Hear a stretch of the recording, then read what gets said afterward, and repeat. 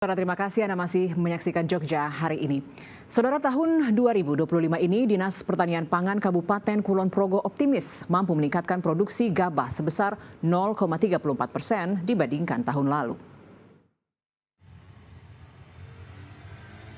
Dinas Pertanian dan Pangan Kabupaten Kulon Progo terus berupaya meningkatkan hasil produksi gabah untuk mendukung program swasembada pangan nasional, khususnya untuk komoditas beras di tahun 2025 ini. Kepala Dinas Pertanian Pangan Kabupaten Kulon Progo, Derajat Purbadi optimis mampu meningkatkan hasil produksi gabah atau hasil panen sebesar 416 ton atau sekitar 0,34% dibandingkan tahun lalu, di mana produksi gabah tahun 2024 mencapai 124.230 ton. Maka di tahun 2025 ini, hasil produksi gabah ditargetkan bisa mencapai 124.646 ton.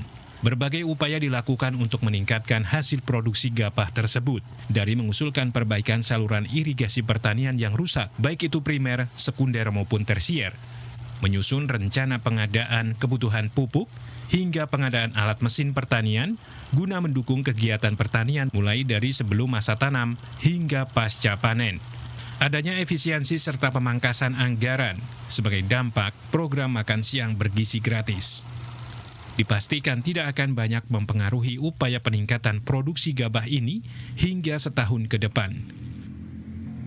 Kita berusaha untuk meningkatkan swasembada pangan, khususnya produksi padi. Ya, diharapkan nanti kita untuk capaiannya meningkat lah, paling tidak berdasarkan prediksi ini meningkat 0,34%. Jadi usaha-usaha kita untuk terkait dengan peningkatan ini adalah salah satunya kemarin kita sudah mengusulkan untuk perbaikan saluran-saluran irigasi, baik itu primer, sekunder maupun tersier ini yang rusak untuk segera diperbaiki.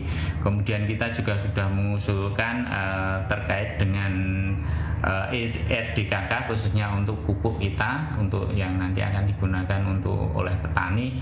Kemudian kita juga mengusahakan berbagai alsintan khususnya untuk proses sarana dan prasarana, baik itu sebelum tanam maupun nanti pasca panennya.